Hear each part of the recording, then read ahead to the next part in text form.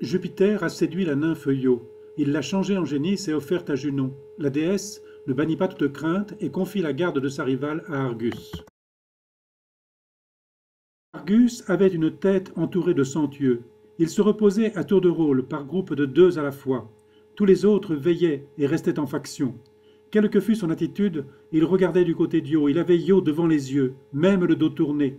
Le jour, il lui permet de paître. Quand le soleil a disparu sous les profondeurs de la terre, il l'enferme et il fixe d'un digne lien autour de son cou. Elle se nourrit de feuilles d'arbres et d'herbes amères. Elle n'a d'autre lit pour se coucher que la terre, d'autres boissons que l'eau de ruisseaux fangeux.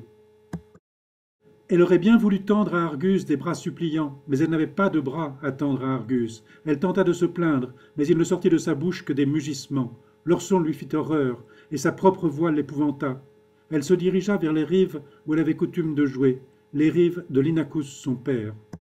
Le vieil Inachus accueillit des herbes qu'il lui tend. Si les paroles pouvaient lui venir, elle demanderait du secours, elle dirait son nom et ses malheurs.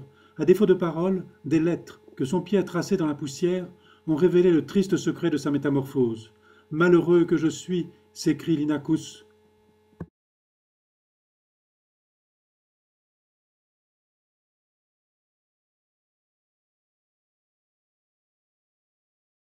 Tandis qu'il exhale ses plaintes, Argus le repousse. Il arrache la fille à son père, il l'entraîne dans des pâturages écartés, puis va se poster au sommet d'une montagne, et de là-haut fait le guet en tous sens.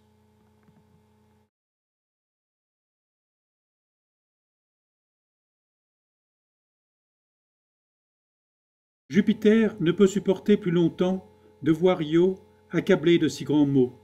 Il appelle Mercure, celui de ses fils qu'une brillante Pléiade a enfanté, et lui donne l'ordre de livrer Argus à la mort.